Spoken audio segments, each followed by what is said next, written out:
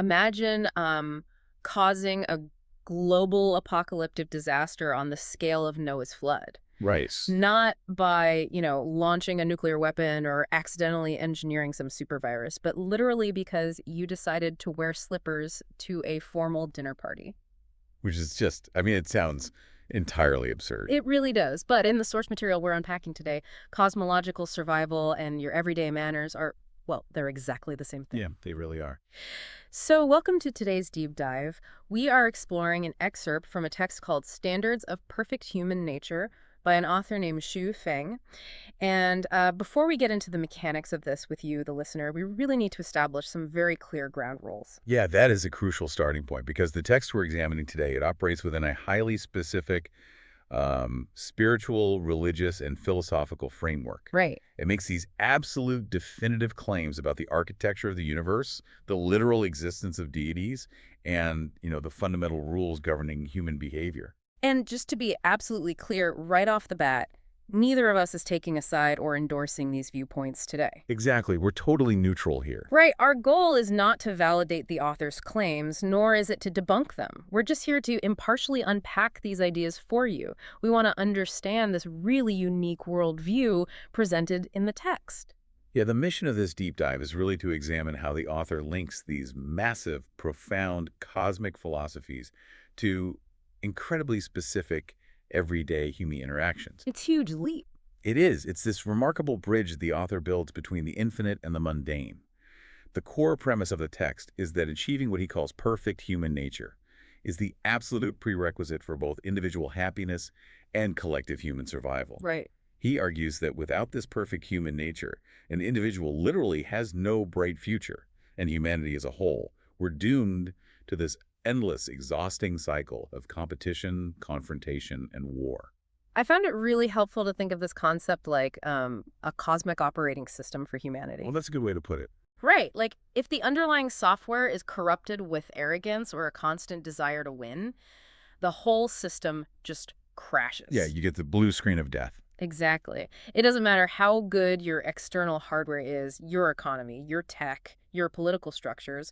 If the code is bad, it's over.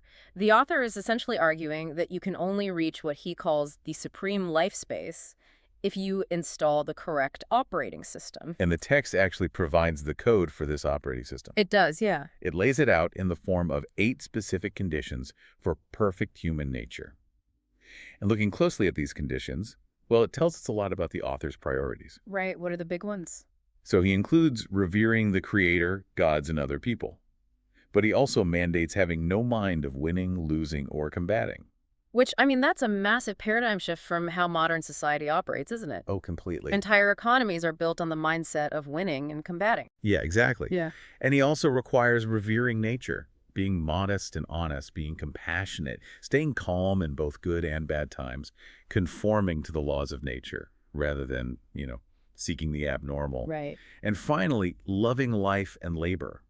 If you look at the mechanics of those 8 conditions, they're really designed to completely strip away human ego and ambition. They demand this state of absolute equilibrium, right? Like a total surrender to a higher natural order. Yes, exactly that. But, that desire for equilibrium is a fascinating setup. But the rest of the source material we're looking at today zeroes in almost exclusively on dissecting just condition number 1. Yeah, he really focuses in on it. Just that first one, which is revering the greatest creator, gods, Buddha, and respecting other people. The text spends an enormous amount of time unpacking just this one condition, treating it as the foundational keystone. Right, like if you don't have condition number 1, the other 7 don't even matter. Exactly. Yeah. So to understand condition number 1, we kind of have to establish the causal link. Right.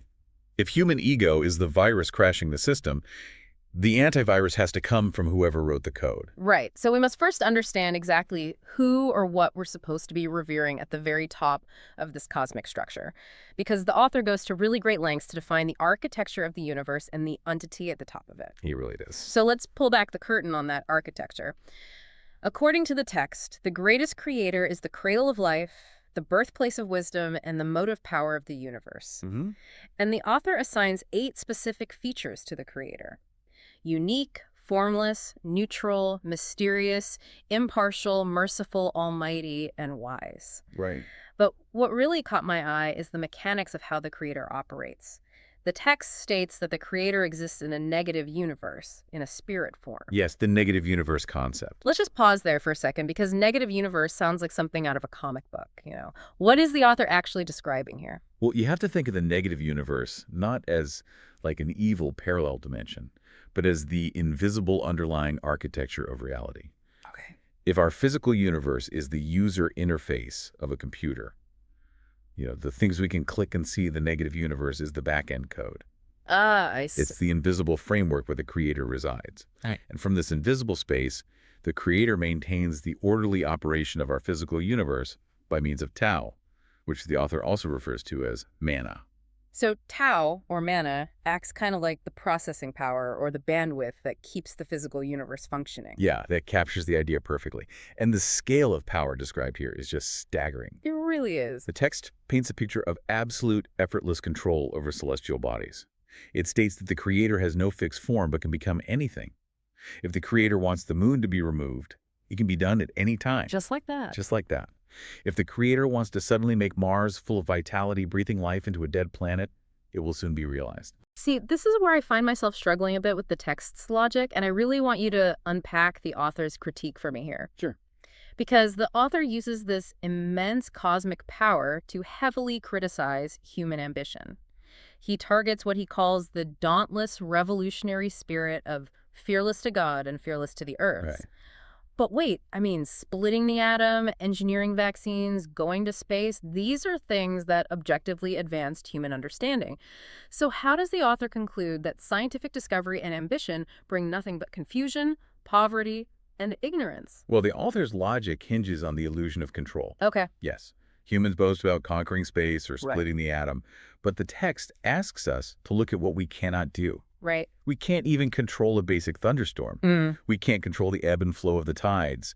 We certainly can't stop volcanic eruptions, earthquakes, or, the biological inevitability of our own aging and death. Yeah, that makes sense. The author's argument is that our technological achievements are basically a child building a sandcastle and claiming they control the ocean.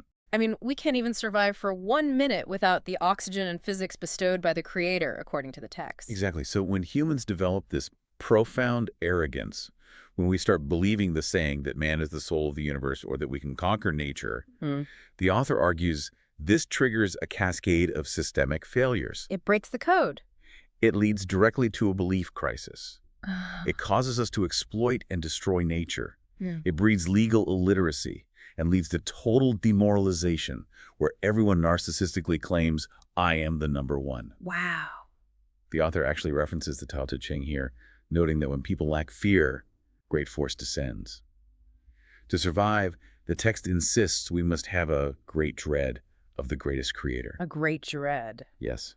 Without that profound, humbling reverence, the system crashes and a disaster on the scale of Noah's flood will befall us again.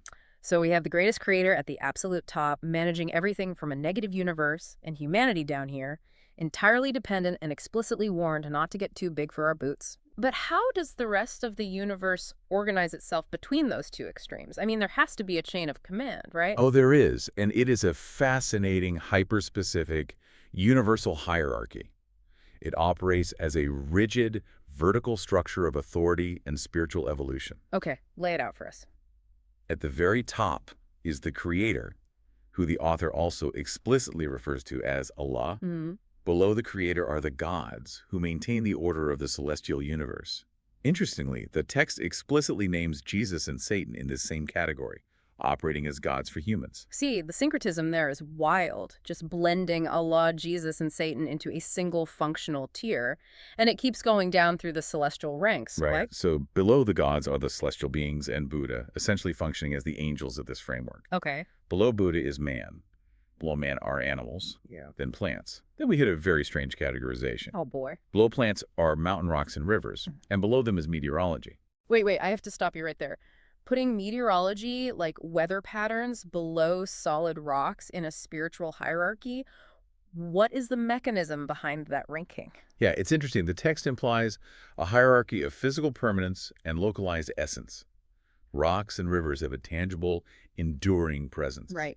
Meteorology, clouds, wind, rain is transient, shifting, and entirely dependent on the physical elements to manifest. It's a lower tier of organized energy. I see. And then below meteorology, we find bacteria, Hmm. then all living creatures in hell.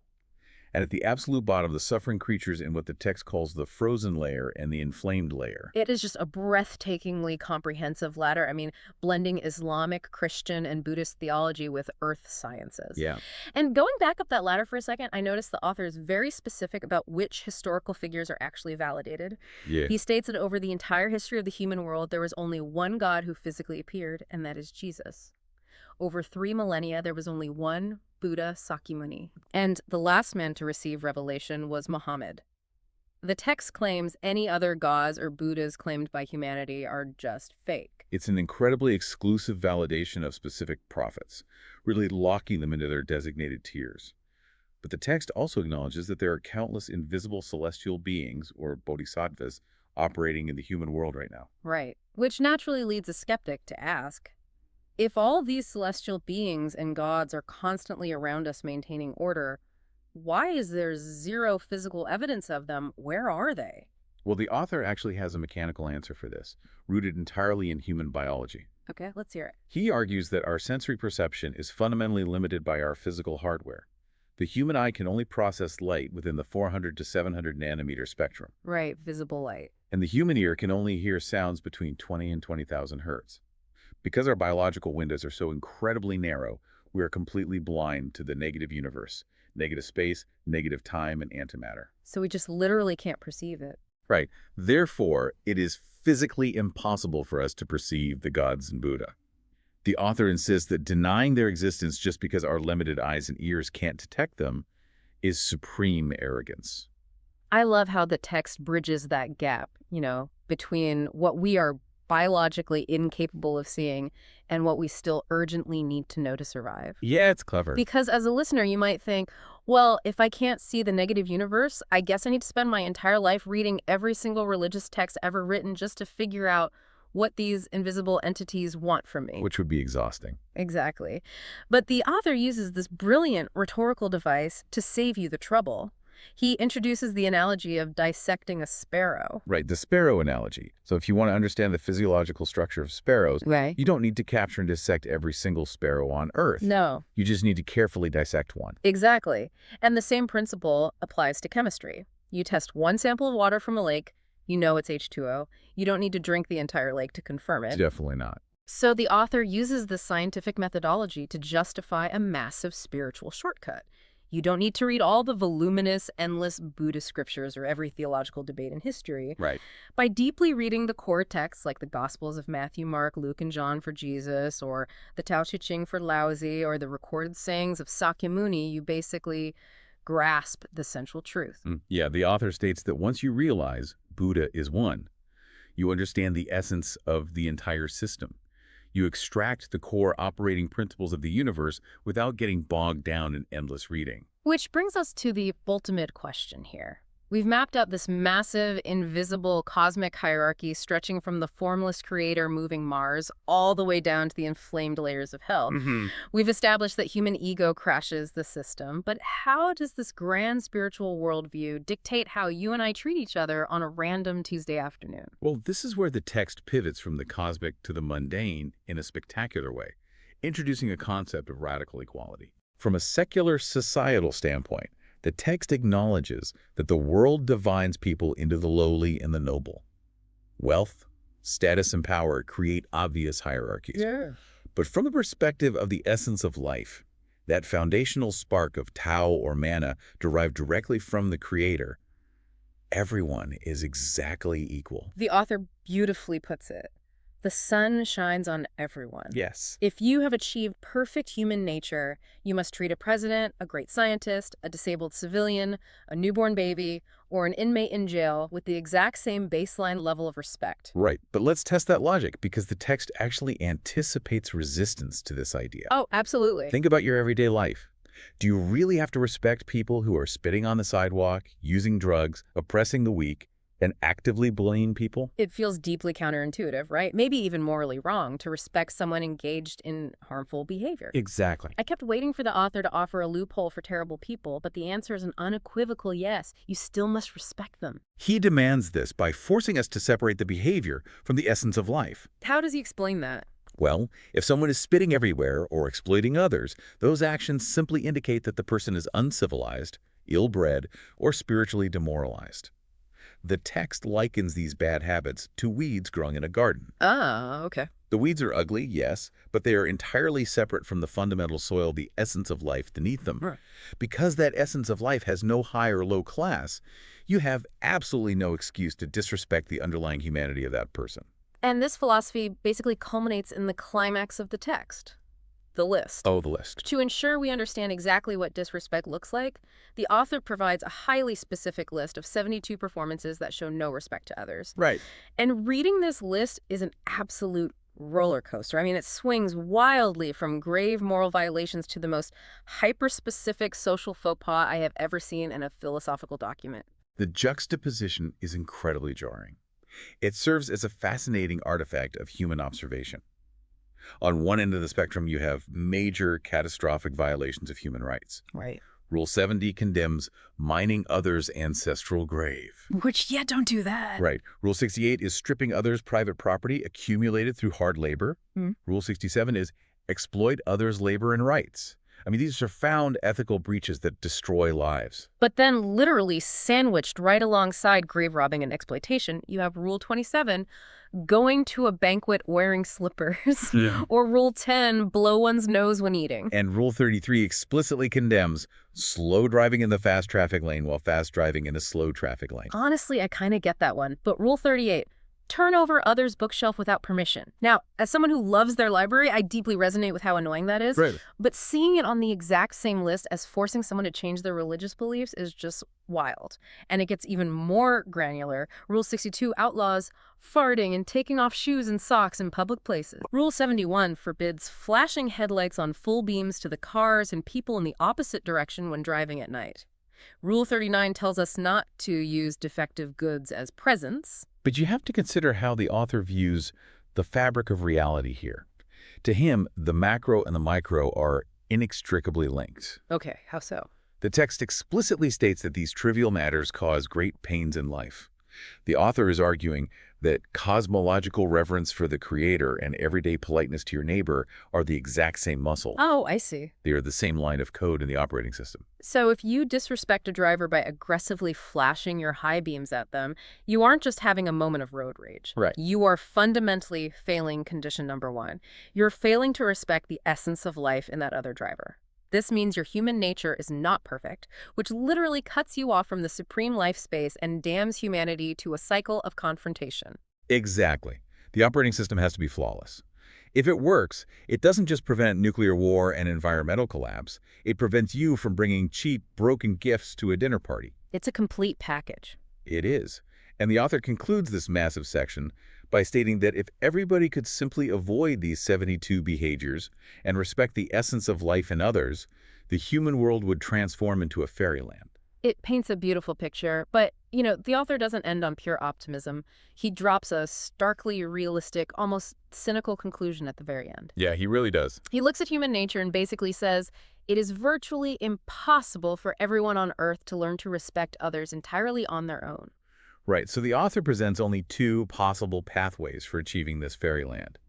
Either everybody on Earth miraculously obtains this perfect human nature through immense spiritual effort, or and this is the kicker, that God must physically step in to manage the human world. Just take over. Yeah, he literally suggests that to stop us from violating these 72 rules, everything from our food supply to our daily transportation would have to be directly supplied and managed by the gods, followed by the execution of compulsory measures to enforce compliance.